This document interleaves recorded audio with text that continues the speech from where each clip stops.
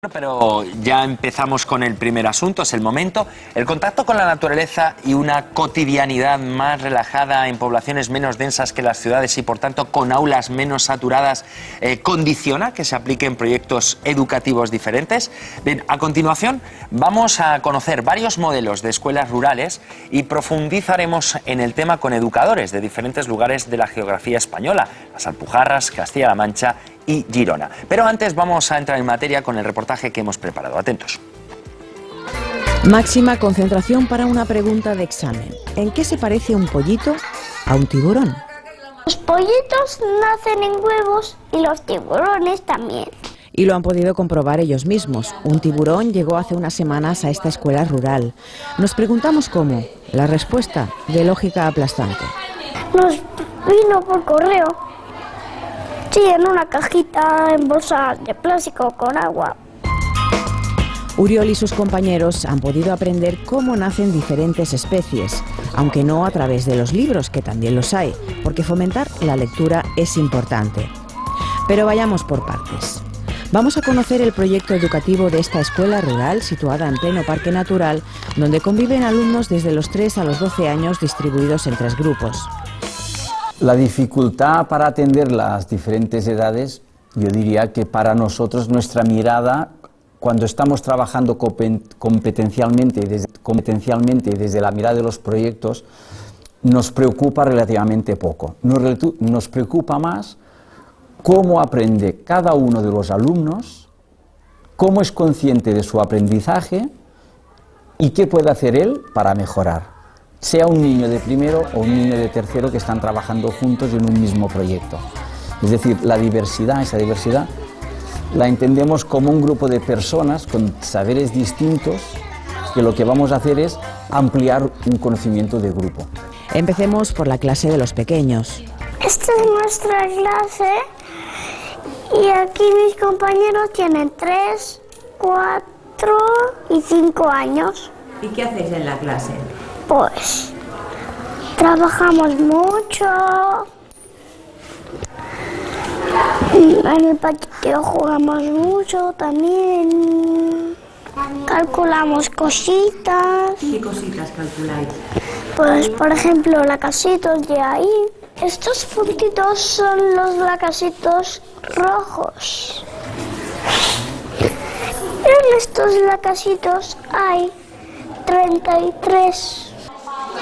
Todo tiene un porqué y todo está relacionado, como se puede ver alrededor del aula. Y cualquier espacio es bueno para aprender. Tengo 8 años y mi clase son entre 9 y 6 años. Y estamos trabajando los derechos de la infancia y estamos mirando como el metro cuadrado.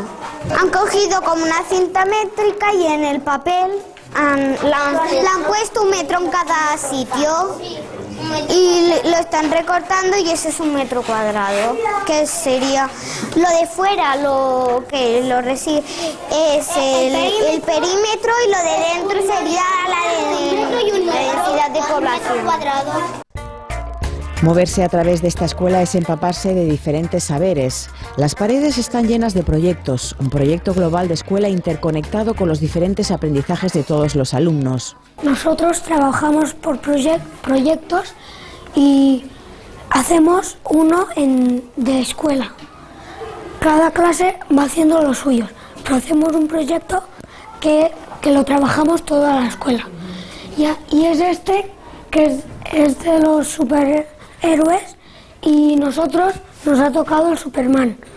Y las otras clases, otros personajes. Estamos haciendo un cómic en inglés y hicimos unas fotos de lo que iba la historia y ahora lo estamos montando todo. La línea pedagógica de esta escuela parte de una reflexión. ¿Qué hacemos nosotros para aprender más y mejor? Y siempre desde una mirada desde las competencias.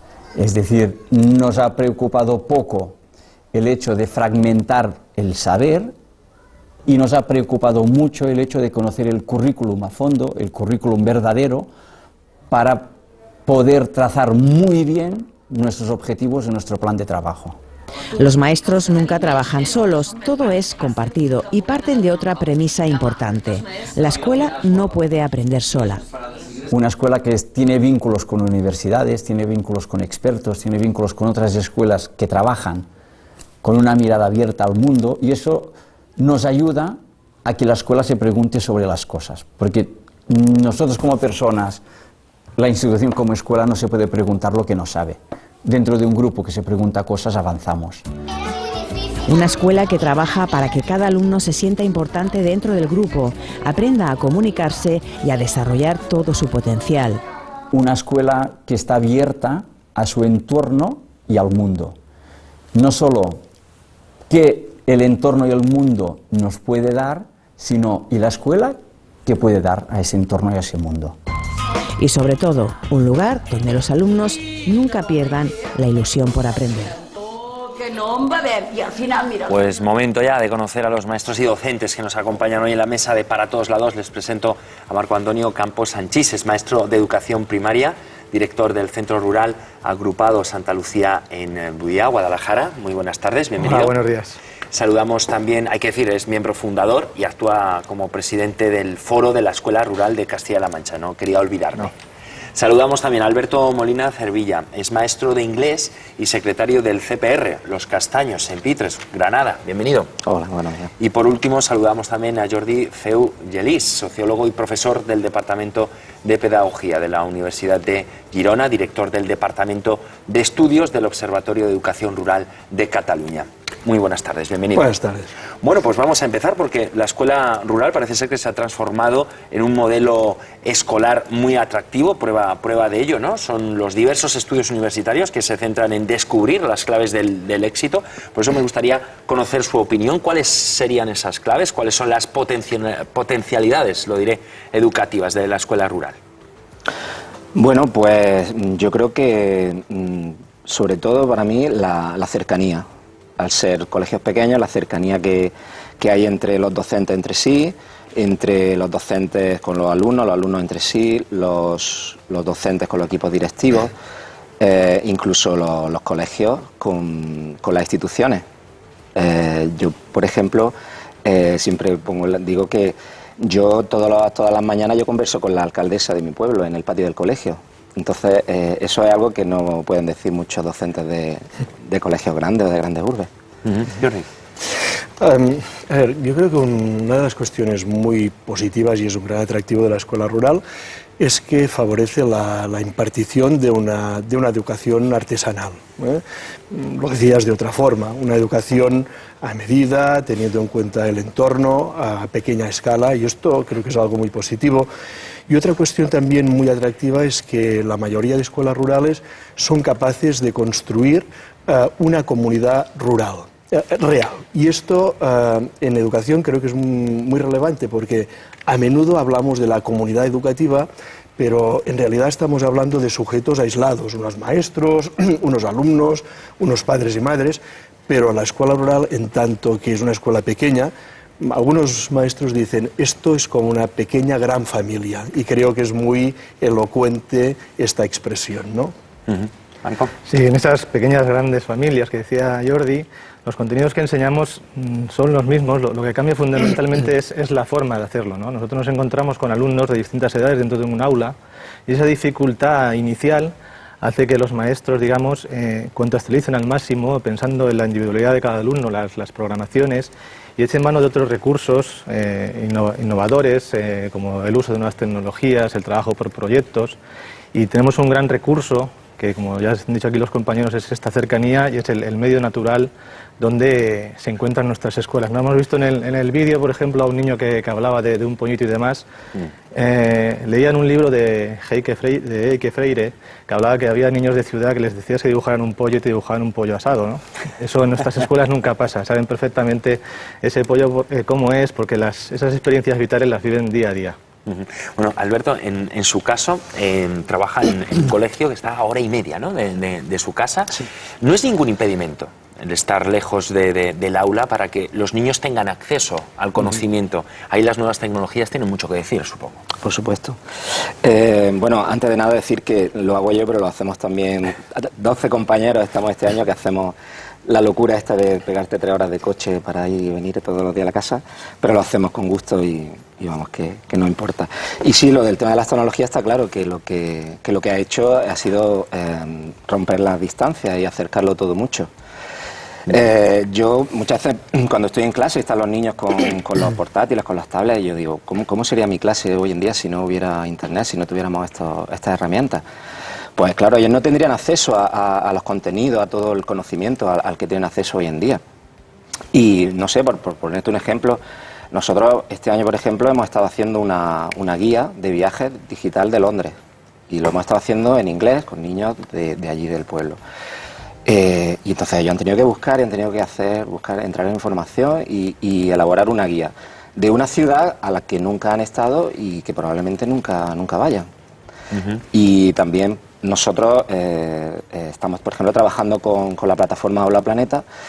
Y entonces, ¿eso qué nos permite? Pues nos permite que nuestros niños trabajen en las mismas condiciones que cualquier otro colegio de aquí de Barcelona o de la calle Serrano de Madrid, en fin, que no hay diferencia. Claro. Marco Antonio, en el caso de hablar de innovaciones, nuevas tecnologías, en vuestro centro, en vuestro colegio, tratáis mucho el tema de la audiovisual, ¿no? La producción de cortometrajes. Si te parece, antes de que nos comentes, me gustaría que todos nuestros amigos tengan ocasión de ver unas pequeñas imágenes. Estén atentos, por favor.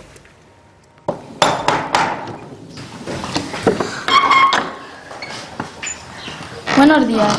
¿Vive aquí don Severino? Sí, señor. Dígale que soy amigo del señorito Alfredo. Voy a avisar al señor. Él se alegrará de que le traiga noticias del señorito Alfredo. Pero mientras pasa aquí.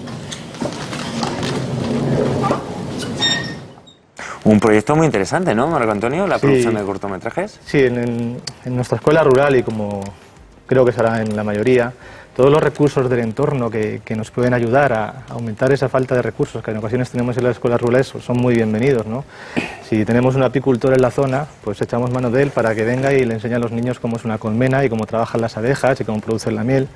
Y si tenemos un amigo que es cámara de televisión o director de fotografía en este caso, y tenemos un buen amigo también, el cámara de televisión se llama Juan Luis Cabellos, y un buen amigo también músico como Pascual Piqueras, que nos pone las bandas originales a estos cortos, pues realizamos este tipo de proyectos en que, por un lado, los niños están desarrollando una serie de contenidos educativos, porque son ellos mismos los guionistas. En este caso estamos viendo un corto basado en el libro de Camilo José Cela de Viaje a la Alcarria, dentro de un proyecto que realizamos llamado La Alcarria es un hermoso país, donde los niños estuvieron investigando pues, toda la flora, fauna, tradiciones, oficios de la Alcarria, y lo culminamos con este corto, en el que las familias han actuado como aportadoras del vestuario. El ayuntamiento nos ayudó a cortar las calles, a ofrecernos escenarios para realizar los cortos. Como decía Jordi anteriormente, al final cobra sentido esa visión de comunidad educativa, ¿no? En el que todos participan por un proyecto común, y luego el día del estreno pues es una gran fiesta en el que hay veces que desde el ayuntamiento nos deja la alfombra roja, otros días nos la deja el señor cura de la iglesia, pero el caso es que los niños tienen su alfombra roja, su fotocall, y el estreno esto es un acontecimiento para todos nosotros. Y al final todos participan, ¿no? Y de una factura impecable, hay que decirlo también. Sí, la verdad es que la finalización, gracias a Juan, ¿no?, que es un auténtico profesional del medio, pues está bien. Y luego cabe decir que Juan muchas veces nos lo comenta también, que a los niños no hay que decirles ni una sola vez que repitan la escena. Dice que se trabaja mucho mejor que con profesionales. Están muy centrados en lo que tienen que hacer y están disfrutando de un aprendizaje que va a quedar para ellos todo lo que han aprendido, porque claro, para adaptar este corto, para adaptar ese guión, han tenido que investigar mucho sobre el libro de Camilo José Cela en este caso y sobre las tradiciones y costumbres de la Alcarria en este caso. Bueno, y bien saben que trabajar con niños no es nada fácil. Jordi, veíamos en el reportaje de la Escuela Rural de Rellinars que hemos visto, donde trabajan con proyectos. Es decir, ¿qué diferencia el hecho de trabajar de esta manera con respecto a la escuela tradicional? A ver, el trabajar por proyectos quiere decir que la escuela o un curso, depende de cómo se organiza, trabaja monográficamente un tema que parte generalmente del interés de los alumnos. Luego, este tema es el eje conductor a partir del cual se vehicula todo el conocimiento que se transmiten en las distintas áreas de conocimiento, ¿no? Con lo cual, el gran acierto es que el contenido curricular se adapta a un interés de los niños y no al revés. No es que los niños se tengan que adaptar a lo que dice el libro, a lo que se ha establecido en el currículum del día tal, y esto permite que los niños y niñas disfruten de su proceso de aprendizaje. ¿Alberto? Sí, totalmente de acuerdo. Son los niños los protagonistas del aprendizaje. Ellos mismos son los protagonistas. Y luego, pues, trabajando por proyectos, yo es que cada vez estoy más convencido de que es la forma en la ¿Pero son los protagonistas y marcan la pauta o simplemente sí, son los protagonistas? O sea, lo bueno es que ellos pueden trabajar también, los proyectos te permiten que trabajen a su propio ritmo. Entonces, en clases de colegios rurales, que son multinivel, que hay distintos cursos, pues es que es perfecto trabajar de esa manera. Además, desarrolla pensamiento crítico, la resolución de problemas, trabajo colaborativo. Es decir, es que son un sinfín de ventajas con respecto a la educación tradicional. Sí, en esa serie de herramientas, ¿no?, que les tenemos que proporcionar a nuestros alumnos, que son las llamadas competencias básicas, ¿no?, que tienen que trabajar la autonomía personal, la investigación, las nuevas tecnologías. Estos proyectos incluyen todo eso y son ellos mismos los que van descubriendo caminos. Tú puedes iniciar un proyecto como el que veíamos de nuestro centro de la Alcarria, lo comentaba antes a los compañeros antes de entrar a plató, que el año pasado empezamos a trabajar este proyecto de la Alcarria y en uno de los capítulos se citaba que un monumento de Guadalajara, el Palacio del Infantado, estaba destruido. Entonces, a partir de ahí eso les llamó mucho la atención porque ahora mismo no está destruido, está ya reconstruido. Entonces empezaron a investigar que por qué se ha destruido. Entonces empezaron a investigar los niños por su cuenta cosas sobre la Guerra Civil, que fue cuando se destruyó. Terminamos investigando cosas de la Segunda Guerra Mundial. Es decir, es como dar de beber a ese caballo, ¿no?, que tiene sed, y cuando ya ha satisfecho, digamos, su ansia de aprender, digamos, es el momento de finalizar e iniciar otro proyecto educativo en el que han aprendido un montón de contenidos que no están tan encorsetados como estarían en un libro de texto, ¿no? Sí, si me permites, yo creo que esto es un acierto pues muy grande, ¿no?, porque a veces el problema de la escuela es que damos unos contenidos a los alumnos que ellos no se han preguntado, ¿no? Es decir, les damos respuesta a unas preguntas que no se han formulado, cosa que cuando trabajamos por proyectos respondemos a un interés y a unas preguntas que ellos se van formulando, ¿eh? Y es aprender un poco con lo que se dice la pedagogía del interés, que es mucho más efectiva, claro está, ¿no? Sí, claro, tú siempre partes, ¿qué sabemos de algo, no? Y luego, ¿qué queremos saber? Y son ellos mismos los que dicen, pues queremos saber esto, esto y esto y esto. Y sobre eso se empieza a trabajar. Pero ¿cuáles serían los obstáculos a superar hoy por hoy? ¿De la escuela en relación? Sí, la escuela rural. ¿Cuáles serían esos obstáculos? A ver, es que hay distintos obstáculos. Uno es tal vez de carácter más estructural, ¿no? Y es ver cómo se desarrolla el comportamiento demográfico en los pueblos, porque claro, si no hay niños y niñas, difícilmente podemos reivindicar la existencia de escuela rural. Difícilmente, no es que sea imposible. Luego, creo que también el desarrollo de la escuela rural depende un poco de cómo se trabaje la concepción territorial, lo estábamos hablando, ¿no? Si pensamos que tiene que haber un equilibrio entre ciudades grandes, medianas, pequeñas y pueblos, seguramente que va a haber una apuesta por la escuela rural, ¿no? Y luego hay otras cuestiones más puntuales que también indican un desarrollo sano de la escuela rural, y es que, por ejemplo, tiene que haber una estabilidad en las plantillas de maestros, porque a veces hay mucha rotación y esto pues dificulta la permanencia de la escuela rural. Y otro elemento muy importante creo que es la formación del profesorado, en las escuelas de magisterio, que estos maestros salgan preparados y bien preparados para atender las necesidades de la escuela rural. Pero Marco Antonio, ¿podemos decir que está en peligro de extinción o no? Porque precisamente en Castilla-La Mancha es la comunidad donde más colegios se han cerrado debido a la despoblación o crisis. Vamos a ver, siempre que se habla de escuela rural, se inicia un debate, ¿no?, sobre sus ventajas, sus inconvenientes y demás. A mí siempre me gusta plantear una reflexión previa, ¿no? La reflexión previa es que vivimos en un país, en España, en el que el 90% de la población es zona rural. El 20% de la población reside en ese 90% del territorio que es zona rural. En una comunidad como de la que yo vengo, en Castilla-La Mancha, tiene 900 pueblos, de los cuales 2/3 partes tienen menos de 1000 habitantes. Entonces, hablar de desmantelar la escuela rural en este tipo de comunidades, hablo de la mía porque es de la que vengo, pero podemos hablar de Asturias, de Aragón, de otras comunidades similares, digamos, es poner en peligro de extinción no la escuela rural, sino un montón de pueblos, de de España y es algo que yo creo que no nos podemos permitir. Entonces, debemos de partir de la base de que la escuela rural es necesaria. Es necesario que al mismo tiempo que hay unas ciudades vivas, haya también un mundo rural vivo, ¿no? Esto es tan bueno para las ciudades como para los propios pueblos, ¿no? Castilla-La Mancha, y en concreto la provincia de Guadalajara, tiene una pequeña zona al oeste de la provincia, donde está el llamado Corredor de Henares, que es donde se centra la actividad económica, pero todo el resto de la provincia, digamos que son zonas eminentemente rurales, ¿no? Entonces, en Guadalajara en concreto, pues cuando hablamos de Guadalajara hablamos de la Alcarria, hablamos del Alto Tajo, hablamos de la Serranía de Atienza, de la zona de la arquitectura negra. Eliminar la escuela rural de esos pueblos es eliminar ese patrimonio cultural, histórico y natural de una provincia como Guadalajara. Ya digo, esto es extensible a otras y es algo que debemos mantener y que no debemos consentir que se pierda. Y si tiene que mejorar, pues buscaremos, como decía Jordi, hay un montón de vías para mejorar, la formación del profesorado, mejor dotación de recursos, etcétera, etcétera, pero lo que no podemos hacer es tomar soluciones de muerto el perro se acabó la rabia, si me permitís, ¿no? Tenemos que hacer cosas para que nuestros pueblos pervivan y ahí la escuela es esencial. Claro, ahí, Alberto, no tampoco tenéis la sensación de ir contracorriente, ir contra un sistema impuesto. No, yo creo que no.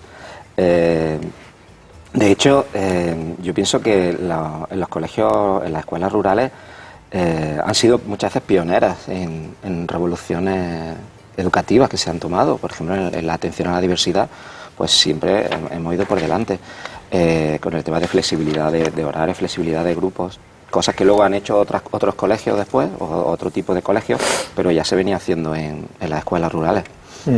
Al ser colegios pequeños, colegios donde suelen llegar siempre por la gente más joven, porque suele estar más retirado, pues siempre ahí se gesta, son como un poco laboratorios, un poco experimentales, donde la gente pues intenta cambiar un poco el sistema y su metodología y en ese sentido a mí me gusta mucho trabajar en un colegio rural por eso.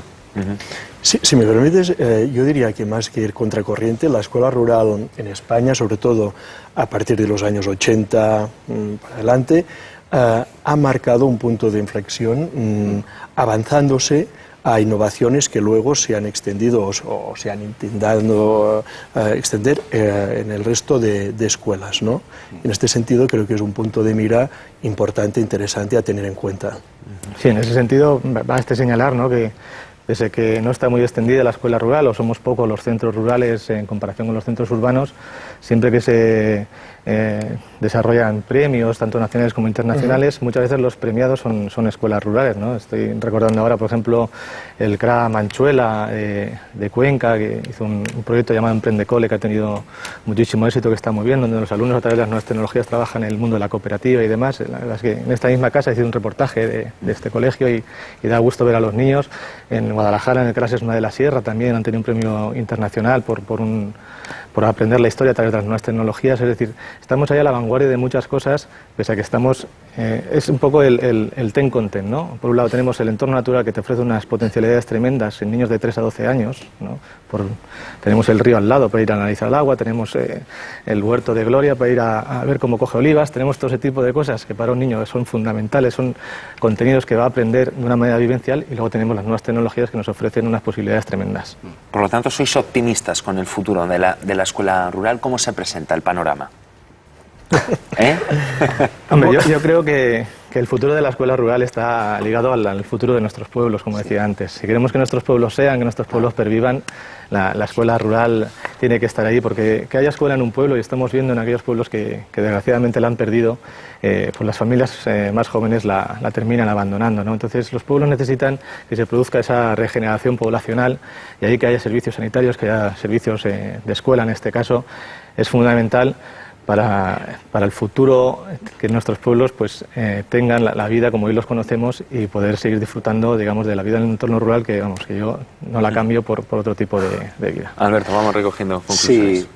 Sí, pues bueno, sí, cuando decíais también para el tema de recuperar un poco, ¿no?, y invertir el éxodo hacia las ciudades, una de las cosas que habría que hacer un poco es diversificar la economía, es decir, el no centrarse solamente en relacionar rural con ganadería y agricultura, sino pues relacionarlo con otro tipo de actividades, ¿no? Como es el turismo rural o el deporte de aventura o el vivir en la naturaleza, la calidad de vida, todo ese tipo de cosas. Y entonces eso tiene que ir también acompañado con unos servicios públicos iguales que los que hay en cualquier otro sitio. Y ahí está el colegio también, claro. Entonces yo animo a la gente, a los docentes, a futuros docentes, que prueben la experiencia de trabajar en un rural, y a las familias que se animen, si se quieren ir a vivir a un pueblecito, que ahí estamos. Jordi, concluimos contigo. Creo que sí, que tiene futuro garantizado, básicamente porque el trabajo más arduo y difícil, que era la renovación del magisterio público rural, es un trabajo que se ha hecho ya desde los años 80 y 90. Es decir, la mayoría de escuelas rurales de España funcionan y funcionan bien, en general. Luego, en estos momentos, creo que la pelota está en la administración y a ver qué decisiones políticas se toman pues para dar continuidad y favorecer esta realidad escolar, que es un pequeño gran tesoro. Pues estaremos pendientes de esas decisiones. Nosotros desde aquí apostamos por los pueblos y por la escuela rural. Muchísimas gracias a los tres por la visita. Suerte.